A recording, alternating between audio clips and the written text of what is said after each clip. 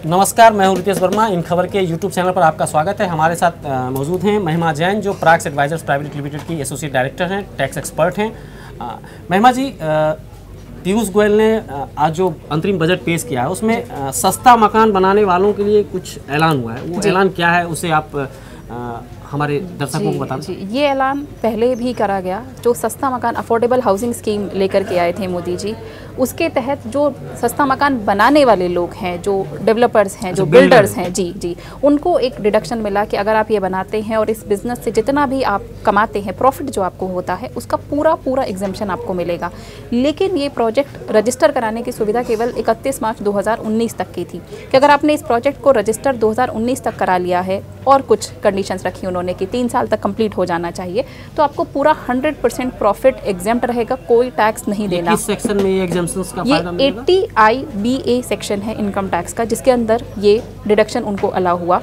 इस लिमिट को बढ़ा करके, इस टाइम लिमिट को बढ़ा करके अब 31 मार्च 2020 कर दिया गया है। तो अगर कोई डेवलपर अगले 1 साल के अंदर भी ऐसा कोई प्रोजेक्ट रजिस्टर करा लेता है तो उस प्रोजेक्ट से होने वाले मुनाफे पर वो पूरा टैक्स बचा सकते हैं। इससे आम लोगों को क्या फ़ायदा होगा? जितने ज़्यादा फ्लैट्स ऐसे बनेंगे, ऐसे मकान बनेंगे, जो सस्ते मकान बनेंगे, ऐसे ही लोगों को वो मिलेंगे और लोग उनको ज़्यादा से ज़्यादा खरीद पाएंगे। मतलब सस्ता फ्लैट बनाने वाले बिल्डर जो हैं उनकी संख्या बढ़े, जी, जो बिल्डर एग्जिस्टिंग है वो ज़्यादा से ज़्यादा सस्ता फ्लैट बनाए, बिल्कुल, और इस स्कीम का फायदा उठाकर अपने प्रॉफिट पे टैक्स बचाए। तो मुझे एक मोटिवेशन मिलेगा उसको बनाने का, ऐसे मकान का, तो आम जनता के पास उसको खरीदने का एक ऑप्शन रहेगा।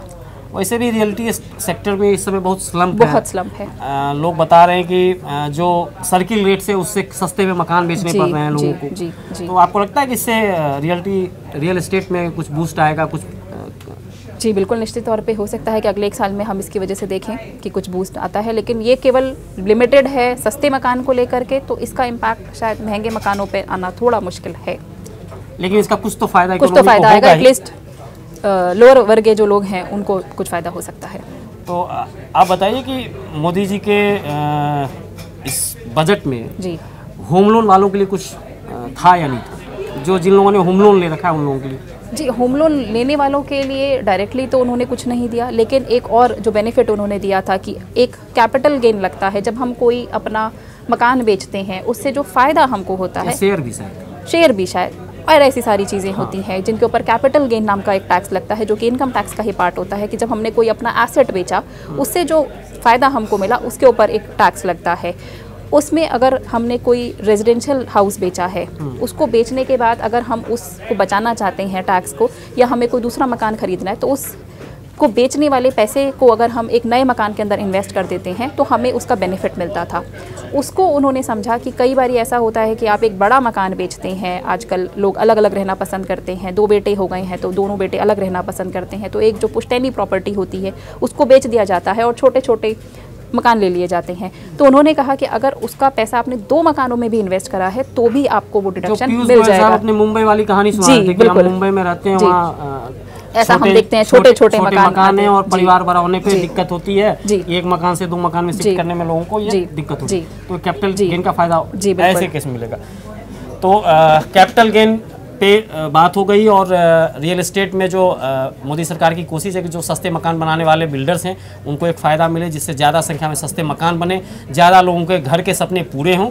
तो मोदी सरकार ने चुनाव के ठीक 4 महीने कहिए आप पहले एक चुनावी चौका तो लगा ही दिया है। किसान से लेकर मजदूर तक, मिडिल क्लास से लेकर नौकरी पेशा तक, सबको उन्होंने कुछ ना कुछ पकड़ा दिया। और सबसे बड़ा जो ऐलान है वो है कि 5 लाख तक टैक्स एग्जम्पशन इनकम टैक्स का जो है वो 2.5 लाख से बढ़ा के सीधे 5 लाख कर दिया उन्होंने।